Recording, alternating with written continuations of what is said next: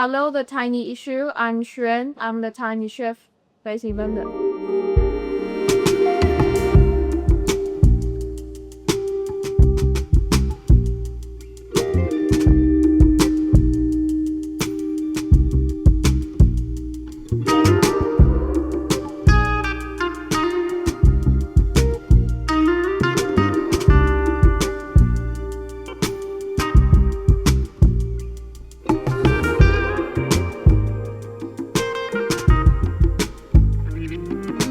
Now I am a freelance chef. I'm also a private chef. As a freelance chef means you can work in the different restaurants. Then you just stay in one place cooking the same menu. You can do. So far, I have two regular restaurants in my hand, but I also run several of my own pop-ups. And then sometimes I will do my own private events. So I think I always like cooking. And when I do history, it's like, in that time in Taiwan, you don't really have much choice. When you go into uni, like, you just see where you go. It depends on your scores. And I do really like history, but I wasn't sure, like, which part of history I like. I don't know what I'm attracted to. And then very soon in the whole class, the whole 4 year in the uni time, I'm reading all the books about food in class. I borrow lots of books from the library about like all the food writers that write about the travel or the recipe or lots of history, food in history, or lots of stuff, like anything. I read anything as long as there's a food title on the book. I start cooking when I'm in uni, and there's no kitchen, and I cook in the balcony. Just how much I want to cook. Yes. Yeah, it was really fun.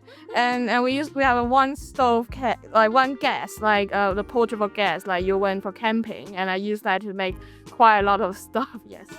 And it's just like it's really weird because in Taiwan you're so easy to eat out. You don't do that only if you really have interest, and I do. Yeah. So I just start cook with that, and then somehow I moved to Germany.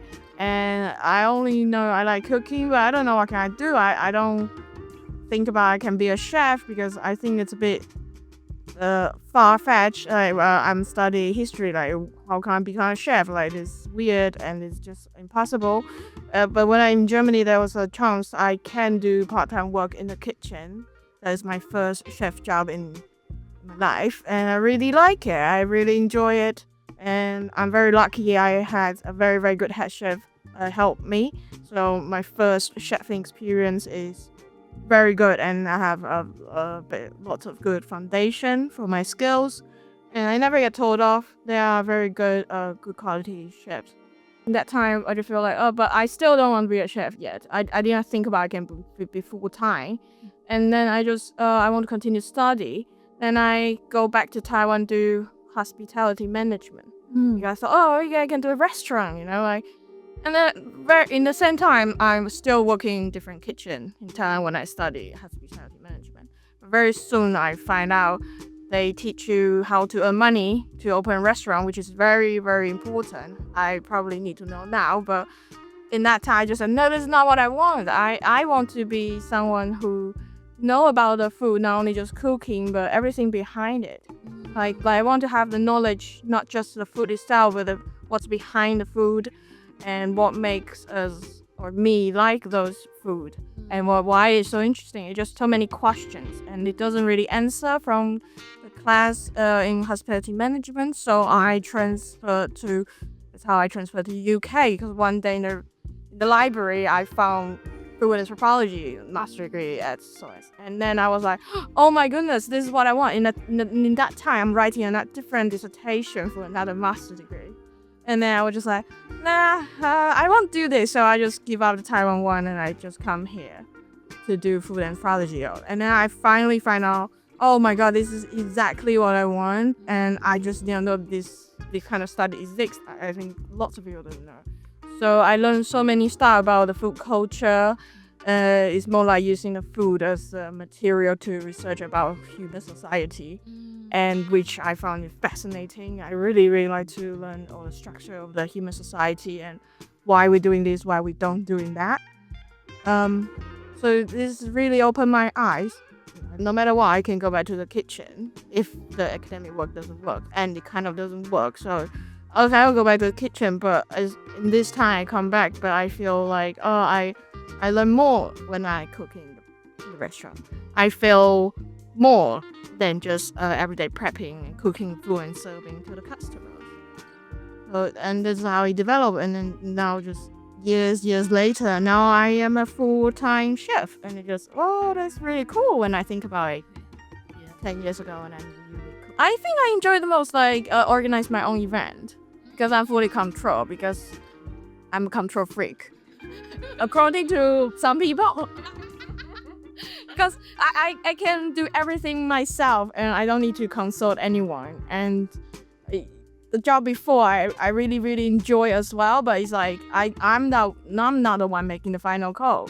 But now it's also bad, because I might not can be better, like no one tell me that. But like now, at least I have a chance to do everything myself, everything from scratch. It just feels really good, but it's also lots of work. But it motivates me to wake up really early to work. So I think it's a good sign. So I really enjoy doing that. I think that's why I really enjoy cooking now, because I got to decide what I want to eat, and I got to decide how much salt I want to put, what flavor I can decide it for myself.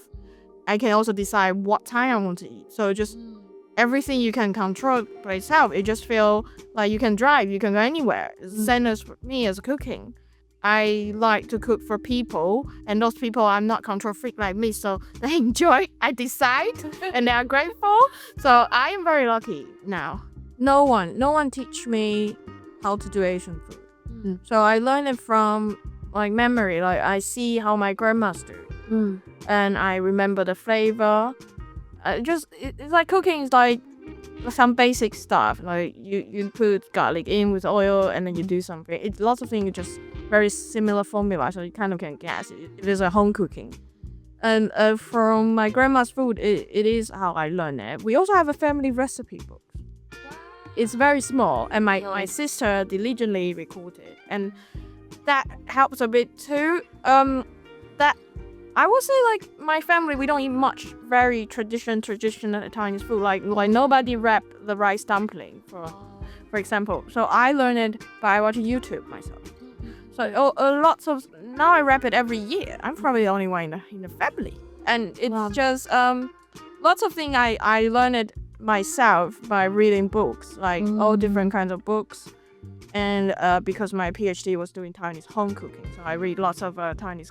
That's how I relearned Taiwanese food. Before that, I don't think I know enough, because my family grandparents are all from China. I think cooking for me, it is a kind of crafting. I mean, I like doing some artwork, not painting or drawing stuff. I create things. I like gardening as well. You think with my hand. And I think cooking in the way is really fun, because you can cook something. You just put some random stuff and you chop it, and then you fire it, and then you freeze it or whatever, and then it becomes something you can put in your mouth. I think that's something really interesting, really fun. But for me, if you can create anything, at the end how do you enjoy it? Is like putting your body. This kind of concept really amazed me. So, for example, you don't know when you start. You don't know whether you're success. Lots of steps you might miss. Lots of steps you might fail, and you just step by step when you finally create something. And it's amazing feelings, like, oh my god, look what I create. Even now, I'm a 10 years chef. I'm still learning. So when I learn some new stuff, and I succeed in one go, it's a tremendously great feeling. It's like, I create this. It's a good success. And then, it's great. It's a great feeling. I think at the beginning, when you're Chinese and you move abroad, like at the very beginning, you feel there's a idea like, I want to promote Taiwan. I want to make people know Taiwan. But that's only at the beginning. Like now, I don't feel that anymore. I just feel like, I don't mind they don't care about Taiwan. I don't mind they don't know Taiwan anymore. I just like, I'm Chinese, okay? If you want to learn, I'm happy. If you don't want to learn, I'm not angry as well. But for me, it's like cooking Chinese food here is not really a mission to let people all know about Taiwan. To be honest, I don't think I need to. Everybody have interest, and it's not bad things. Like as Taiwanese, I don't think we all have interest in all different culture. Yeah. So I think it's normal. So, but what I want to do is, it's just like, oh, you create something good, and they might be curious, and then they might accidentally just, oh, it's Taiwanese, but they don't have to because they fall in love with Taiwan. They can just like my food. It's okay. Yeah. But I cook Chinese food here because there's not much Chinese food here. Not much Taiwanese food here in London. Like very, very limited. And so because they don't have much, so you have to cook it yourself. And because I can cook it myself, I love to help out people who want to eat the food. I think the concept of authenticity, it's a bit controversial for me. It's like everybody has different explanation, and I might have the right to claim this is authentic because I'm Taiwanese. But what is authentic for lots of people could be different too. In the even Chinese community, it's used for a lot of culture. So the idea of authenticity is a bit like a myth in some point. Also, it could be imagination. It's phenomenal. But but for me here, like what I feel, let's say I don't feel guilty to call it Taiwanese is like, it's a flavor I know I had it in Taiwan. So this is like the really minimum basic. That's a creative, in a weird way, to claim this is one of the Taiwanese food. I think this part I also need to be very careful. But since I'm here, I will also look to use the local ingredients to make some Taiwanese food. But the local ingredients here not particularly have lots of similarity with Taiwan. And what can I do is just pick what I can and just do what I can. But also understand it's impossible to recreate 100%. And it's impossible to pursue that. It's not impossible, it's a bit pointless for me to pursue 100% authenticity, because you can have the pig here. The pig eat different things, so the pork will taste different. And the rice as well, just everything you're gonna taste different because as things start from how you grow. So it's just a bit pointless of why I will just let myself go in that part. I just do whatever I can the best as long as the food is good. And I as a Taiwanese think, oh, this is Taiwan for me, and I'll give it a pass. There's definitely discrimination. There's definitely challenge. But there's also, they do it so subtle, you question yourself, is it because I'm a female? Is it because I'm Asian? Or because I'm really just that shit? Like, there's lots of time you don't know, there's no proof. But in a sense, you also sense like, I think it is. And you can't believe that. But it happened. It could be my fault, like people don't take me seriously if they see me as an Asian female chef who's quite short and look young. They couldn't imagine I am in the high level. Yes. For the first time they see me, I understand, and then they might want to not respect me enough, like how they respect older male, tall, strong, really manly chef. And when they got a vibe, but I don't have that vibe. I don't want to have that vibe. I think there's so many ways to be myself, and you need to respect me professionally. Yes. But I guess it's also not that fault to not take me serious because I don't behave the way they will find me serious. But that's not that fault. But it's also. But when I was younger, chef, yes, in the lower position, you get harassed. Yeah, people touch your breast in the kitchen, and then I also don't encourage to keep it silent. But the tricky thing is, you also cannot speak it out sometimes. Yeah. You lost your job by speaking out. You lost your space in the kitchen because it's a teamwork. This event not only for women, it's for all the gender, but we just use the Women's Day this day as a platform to talk about some gender issue and to celebrate being a woman. And on the menu, the dishes is designed and reflect to some part of a female experience or the some characters or what challenging of being a female. And it takes me lots of brain work. Like the simple one I just posted today is the hot mochi. Oh, So it's a traditional Taiwanese dessert, very old school. But the mochi itself, the texture is resilient. So it's chewy, it's bouncy. So I think it's really a good example, symbolize the female resilience. Resilient.